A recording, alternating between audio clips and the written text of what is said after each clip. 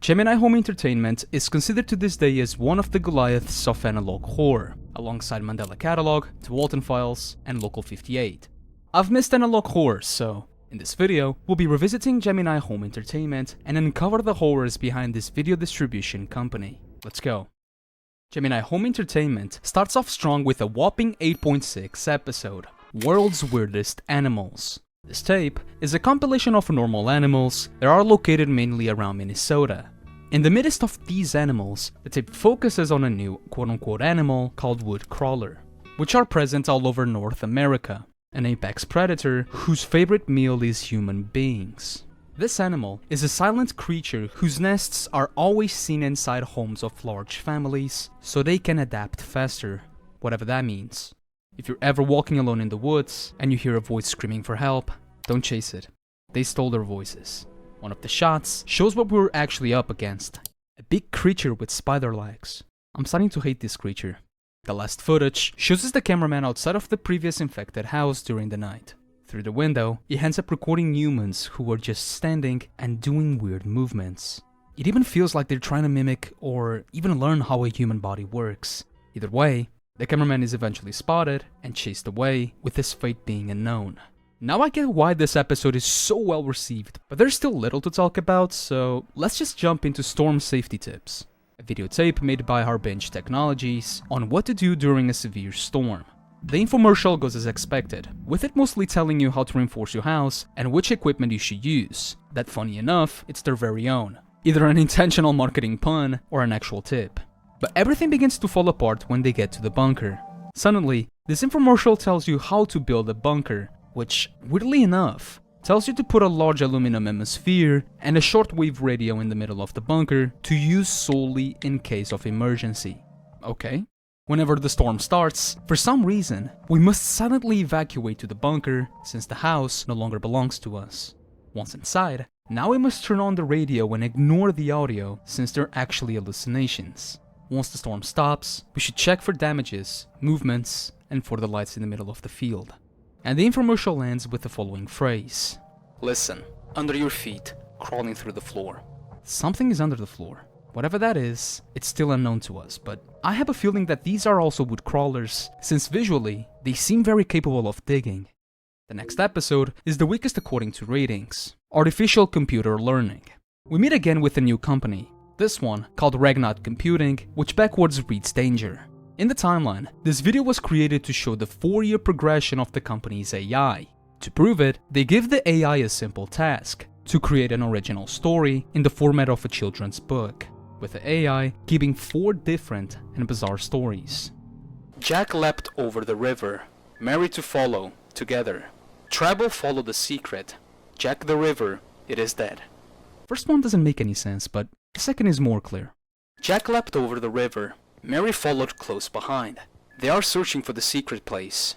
I hear you. Third. Jack leapt over the river. There goes Mary down the stream. The secret place will keep us safe. The river flows, but not with water. And lastly, Jack heard it again. There is a voice from space. Jack, do you see me? I have become something else. Listen to the silver box. The stars are moving now. Do you see the hungry eye? Here I am. Before showing us a graph of the hungry eye looking down on us while something is blooming. I don't like where this is going. From here, we can finally draw some theories on what's going on. I believe that these auto-generated stories, the hungry eye, later called the iris, is telling through a computer a story of 2 people, Jack and Mary, in which Mary apparently drowned when they both tried to search for the secret place. But now, where and what is the secret place? That's a problem for later. Our solar system. This video shows us something we're familiar with, our solar system. However, something is incredibly wrong. Jupiter's great red spot is referred to as an open wound. Saturn's rings are referred to as the gateway, and Neptune as mutated. It's alive. All of this was caused by the main perpetrator that we already know, the Iris, which was looking down on us, laughing, for our time is near. And the tape ends with a beam coming out of Neptune, shining on the rest of the planets. The message is pretty straightforward, so next tape. In Camp Information video is where things finally start to warm up. Here, we get to meet a new location, Moonlight Acres Family Camp. A family camp with a lot of mundane, yet fun activities. with the weirdest of them all being the lights in the sky event. The tip kept talking about the camp until it suddenly cuts to someone knocking on the door.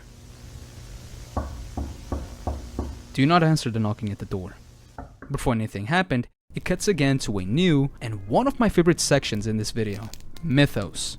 It mainly focuses on two specific occasions. A specific incident that happened in 1935 about several sightings of four unknown well-dressed men visiting the camp every single night solely to ask and to enter the administrator's cabin, with the sightings only ending once a deal was struck between the man and the camp. That and skinwalkers. You know, classic horror campfire story. Or is it? The video ends with the previous shot from the door opening and with a compilation of staff members who opened the door, never to be seen again, with this section even calling them vessels, and with the image of the creature who was knocking at the door. This is not a woodcrawler, with it later being confirmed to be a gardener, an entity who for some reason was knocking on doors at the Moonlight Acres camp only to consume those who answered. After this video we have Lethal Omen, but I'm going to cover this type after the Deep Root Disease video. So, Wilderness Survival Guide. It starts with a survival guide made by Jack Wilder. Yes, the same Jack from the AI story. It tackles the obvious but important aspects to survive in the wilderness, such as preparations, plants and animals you should avoid, and even sounds. With the most important being the encounter with wild animals, since they now can be infected by a plant called Nature's Mockery, that causes hallucinations, sudden muscular paralysis, body disfigurement, and flesh decay. Once paralyzed, the victim remains conscious, where they could do nothing but scream for help, which the tape shows exactly that. These movements and behaviors are not that different from the first video. Very likely, the woodcrawlers came from the Nature's Mockery, thus explaining why both would do almost the same thing. Sleep Image Visualizer is an interesting one to say the least. This episode is exactly what you're thinking, a device that is connected to a sleeping person to record and view what the said person was dreaming about. It then shows us the guinea pigs, alongside what they saw.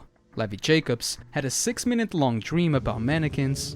Adrian Gordon had a 4-minute long dream about a weird room with chairs and something in the middle. Jack Dean had a 3-day long dream for some reason, where he dreamed about a dude with a mannequin's head sitting right next to him. Who is this man? And lastly, Joseph Allen, a guy that hasn't woken up since he started sleeping, implying that he's dead before showing us what he saw, a sunset that suddenly turns black. I honestly believe the mannequins represent the well-dressed men, but even after 19 episodes, it's just a speculation. Games for Kids was one of my least favorite episodes, not because of quality or pace, but because I thought it was filler. Follow my thought process. But first, a quick breakdown.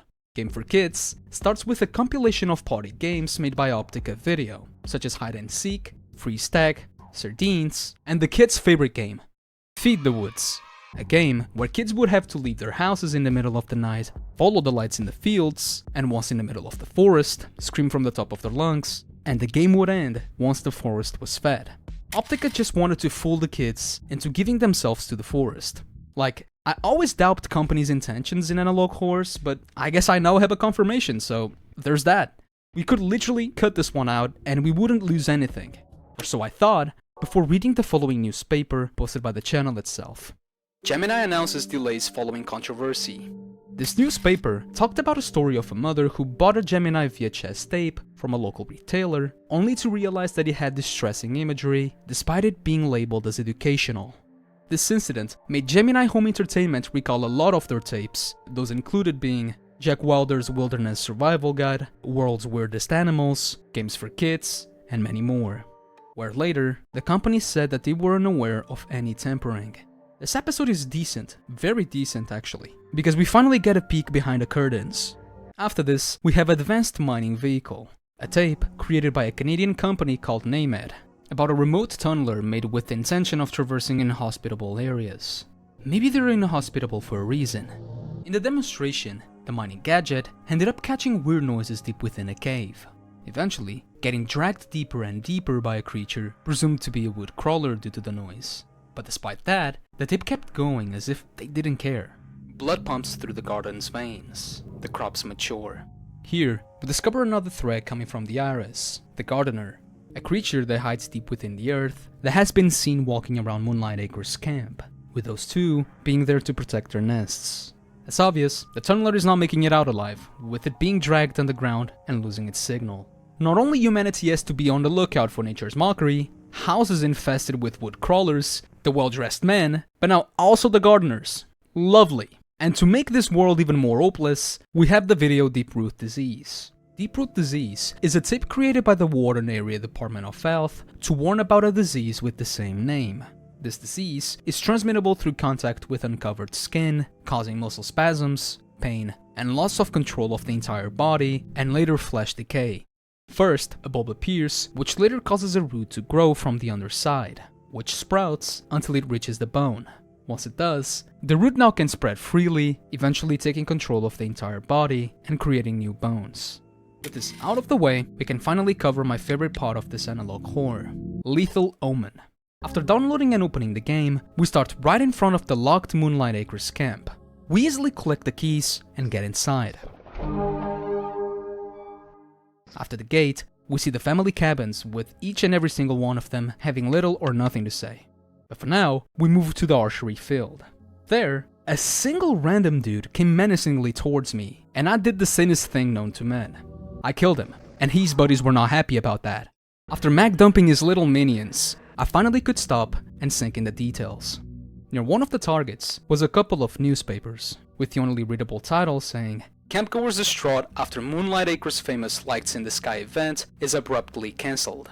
While looking around, I've noticed an ominous key floating in the sky. You know what that means. But for now, let's play the game as intended. Deeper into the forest, we could see the nature's mockery, which inside had one of the guys we just killed. Out of nowhere, an immortal enemy appears, thus triggering the warning system, because a storm was approaching. Quickly, we take shelter into the bunker. At least we're safe for now. In the middle of the storm, a wood crawler tries to break into the bunker, but it's thankfully unsuccessful. We survived the storm. For now. Without bullets, and with a deafening silence, we walk around the quiet camp. Something tells me that we shouldn't be here. And fair enough, we hear the screams of somebody asking for help. With nowhere else to go, we go to help the unfortunate soul, only to realize that he no longer looks human. And just like that, we get the first ending of 5. The other ones don't have as much impact as the first or the true ending, but I'm going over them quickly. The mannequin ending is only obtainable by exploring the hidden door at the administrator's cabin.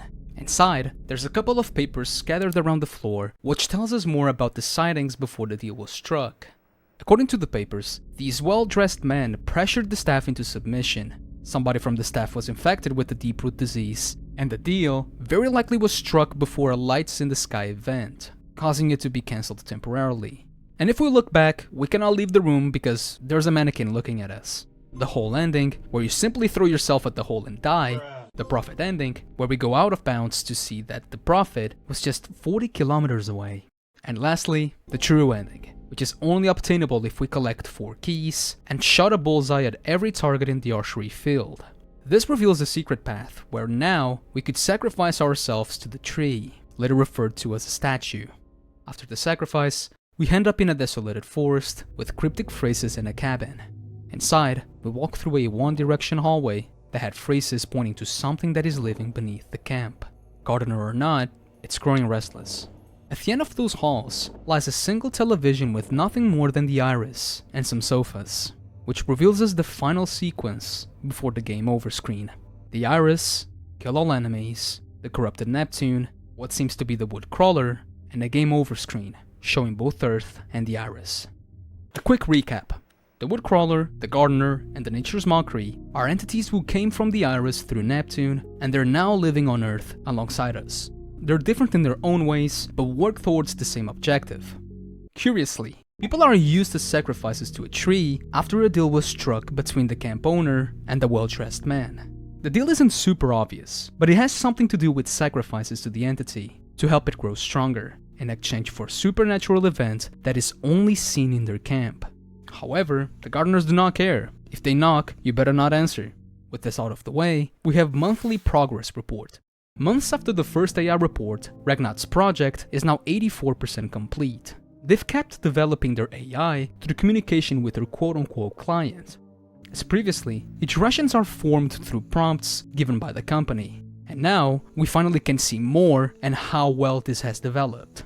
First, the prompt was Earth. Mary sees the gateway die. Sleeping ones are eaten whole. The vessel floats into the maw. The jaw unhinges. Second was Moonlight. New things roam the feeding grounds. The Harbinger guards in vain. Mary hears a creaking sound. The hungry eye is welcomed. Third, Jack. Jack is with us now. Jack is us now. It's always the Jacks, dude. And just like that, the client no longer wants to speak with him. And the video ends with the information that the company now expects to meet with their client in 7 months. And now we finally have Christmas Eve Party. It's 1985 and another creature is seen around. Wretch. A creature that hunts through the woods, making noises close to cries or even sentences. This tape also shows the last Christmas Jack and Mary Dean went through before going missing, after answering a job offer posted on a newspaper.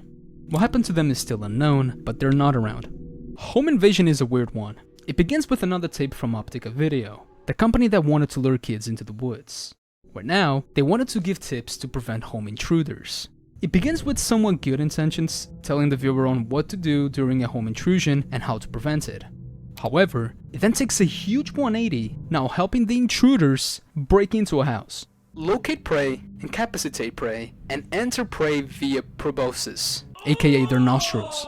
Then we see a POV of a home intruder invading a house only to discover that its owners have already died. And he was next on the menu. A Woodcrawler then finds him and kills him. Crusader Probe Mission is a tape made by Geneva about a space probe that finally came back after 12 years of being in space. Here, we finally get exact timelines of when the photos were taken from the planets, with the most important being the photo that revealed that Neptune has vanished, either being consumed or destroyed by the Iris's moons, the weirdest being the cyst, a moon made out of flesh, umbilic, macula, a moon made with tendrils, and vitreous, that is literally a body of a creature. And lastly, in 1993, the Crusader began being sucked into the Iris for some reason, where he then traveled on the organs of the entity, thus confirming it to be an actual being instead of a planet. This episode reaches its climax once it reaches the conscious mind, which shows a room of someone sleeping on a bed on May 7th of 1993. Exactly one of the days where Jack Dean was sleeping. Safe to say that Jack died on that day. The previous interaction now makes sense. According to a post from the channel, Jack's disappearance caused a huge manhunt that gathered a lot of attention on television, before the investigation was called off due to police fearing more disappearances. With this, the Crusader loses its signal for 7 months, but somehow finds his way back home and returns faster than it left, thus completing the mission and giving us the information we're seeing. From here forward, we're now seeing archives from different organizations within the story. So first on the list, we have Shifting Tendons. It begins with the Ruth mutating, before showing us the sleep imagery taken from Barry Johnson, a staff member from the Moonlight Acres camp who was infected and was now being held by Levi Jacobs on January 11th of 1991. Barry Johnson was now a guinea pig, and after 59 days into quarantine, a team was dispatched to interview Barry to analyze his psychological state, if there was even anything left. Needless to say, this was a huge failure. Barry was not himself anymore, duh, and the team had to leave due to him being a threat. And the video ends with the confirmation that the interior of Barry's body was occupied. In Wretched Hands, we realize that things are about to get worse. Now, the Iris was attacking Canada, as it can be seen during a broadcast. The video then cuts to a page dating back to May 3rd, 1946 by Glenn Arthur. Curtis, come down to the camp this weekend. Fulton and I have decided a plan on how we can continue to uphold the deal without giving in to these beings' abhorrent demands. Richard has seen a bear lurking near the boys' cabins. We will go out and shoot it. If the statue wants a sacrifice, it will have to settle for this. I will be a pawn no longer. Curtis, I tell you this with complete certainty. If I could do it over again, I would never have made that deal. Connecting this page with what we saw in the Wilderness Survival Guide, what Richard saw was not a normal bear, but an abomination, the Wretch, a mutated organism who started inside of a bear, which has consumed the bodies of several human beings. And just like that, the video ends. And now we move on to the last episode that we have so far, Old Bones. It begins with a scientist saying that what is currently happening with the disease is completely unnatural and is breaking the previous knowledge gathered. If a host is attacked by a wretch, the disease, instead of attacking the skin, it welcomes it, The bones don't decay, the organs fuse with one another, and later, they become one with the wretch. And if things couldn't get any more worrying, the doctor doesn't rule out the probability of them still being aware and conscious while inside the creature. The video then cuts to pages from Glenn Arthur's diary, dating back to May 13th of 1935. The owner of Moonlight Family Camp, or perhaps one of its founders. It started on May 13th of 1935 after the entity left the Jupiter's Great Red Spot, which was referred to as an open wound. From an impact close to his camp, Glenn saw what he thought were 4 angels, the well-dressed men. Those 4 men would tell him that now a half-living being is growing outside the camp, and a statue appeared.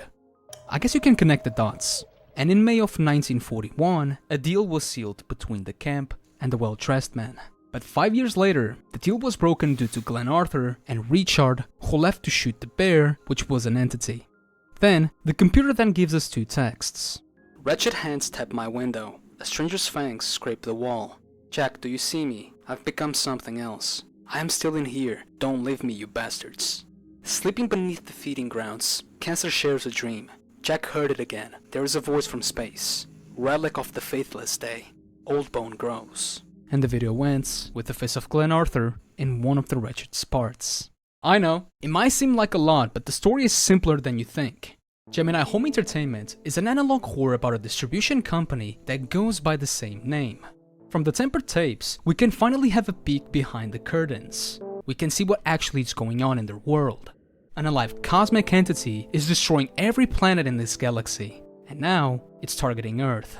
This apocalypse started in 1935 in the Moonlight Acres family camp, where a deal was struck between the owner of the camp and the 4 well-dressed men.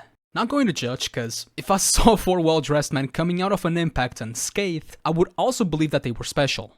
After 4 years of this torture, one of the founders alongside Richard decided to break the deal, either by attacking one of the IRS minions, or by trying to fool the tree with an animal sacrifice. Needless to say, it didn't end up well. From 1945 forward, Earth became more and more compromised. Wood crawlers, gardeners, ratchets, nature's mockery, and God knows what's coming. With these incidents unfolding, some companies, media, and organizations begin to realize what is happening, with Jack's disappearance being the straw that broke the camel's back. Jack is the closest thing we have to a main character in this story. Jack's disappearance gathered a lot of media's attention since he was mentioned in one of the main companies who later faced controversy and had to pull some of their tapes, including Jack's very own, Gemini Home Entertainment, causing a huge manhunt that later was called off due to fear of more disappearances. Whatever's going on is undeniable, and soon we're going to see more archives as they arrive. It's getting more interesting because we're finally dipping our toes into the water. And once more episodes come out, I will cover them and remake this video if needed. But here is where we are left in the dark for now.